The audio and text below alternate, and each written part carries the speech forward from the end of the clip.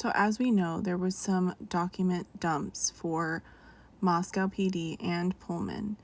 I want to read through them with you and react in real time with you guys together.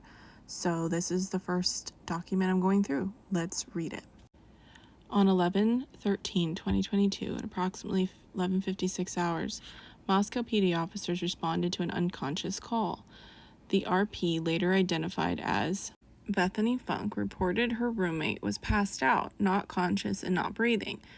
As I was preparing to leave the station, Officer Nunez was already on scene, advised of a likely homicide, and asked for additional units. While I was en route, Officer Nunez advised he had located 2 additional victims. The victims were later identified as Kaylee J. Concalves, Ethan J. Chapin, Xana A. Kernodle, and Madison M. Mogan. Moscow EMS was asked to stage and not respond to the scene unless requested. Upon arrival, I saw, and redacted means Hunter Johnson is what I'm taking it as to be, crouching near the entrance to 1122 King Road. Johnson was in obvious emotional distress. I entered through the first floor door, which faces north towards the parking lot.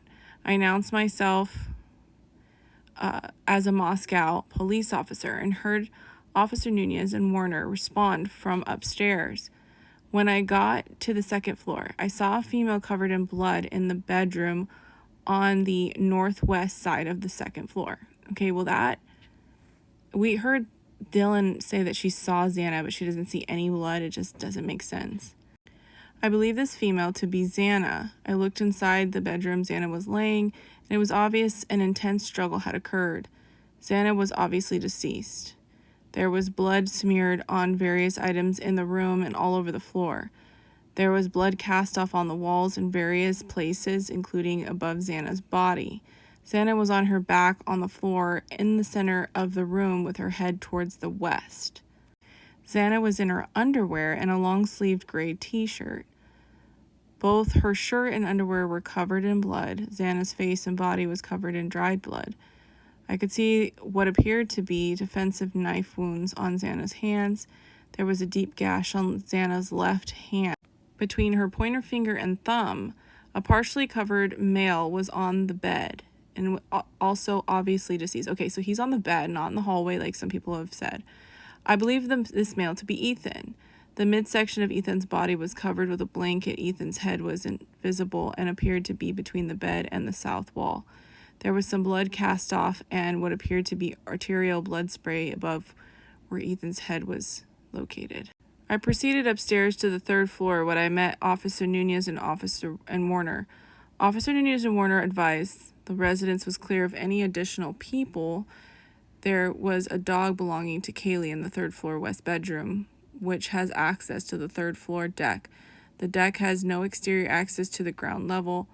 I asked Corporal Snyder to cordon off the area, and Officer Nunez to start identifying the subjects that were on scene when he arrived. I asked Officer Warner to start a crime scene log at the front entrance. Once Officer Smith arrived on scene, I asked him to stand guard at the kitchen sliding door, which I later learned was ajar upon our arrival. On the third floor, I went to the southeast bedroom where Officer Nunez and Warner advised they found 2 females, whom I believe to be Kaylee and Madison. Well, you should know that they're Kaylee and Madison, but okay. Both females were obviously deceased. Did they check? They say obviously deceased, but I observed Kaylee lying on the north side of the bed and Madison lying on the south side of the bed with their heads towards the east. Kaylee and Madison were covered by a pink blanket which was covered in blood.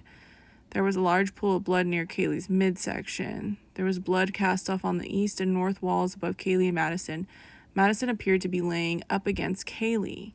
Madison had what appeared to be wounds to her forearm and hands. Madison had a gash under her right eye, which appeared to go from the corner of her eye to her nose. Kaylee was unrecognizable as her facial structure was extremely damaged. I asked Officer Nunez to close the door to the bedroom so that the dog did not try to disturb the scene. Other than that, the Action MPD patrol officers left the scene as it was found. I was later confirmed with Officer Nunez that no EMS personnel entered the prior to my arrival. Okay. I contacted Captain Barrett and advised him of the situation. Captain Barrett said that he would activate detectives and get more resources en route. Once Detective Sergeant Lawrence arrived on scene, he requested one of the responding patrol officers begin writing a search warrant, which was assigned to Officer Nunez. Corporal Snyder was assigned to take additional photos of the scene, while Officer Smith and Warner remained at security at both entrances. I collected the dog from the 3rd floor and took it outside. LCSO Department Olson transported the dog to the Humane Society on my behalf. Did they check the dog for any kind of signs of stuff, before removing him from the scene?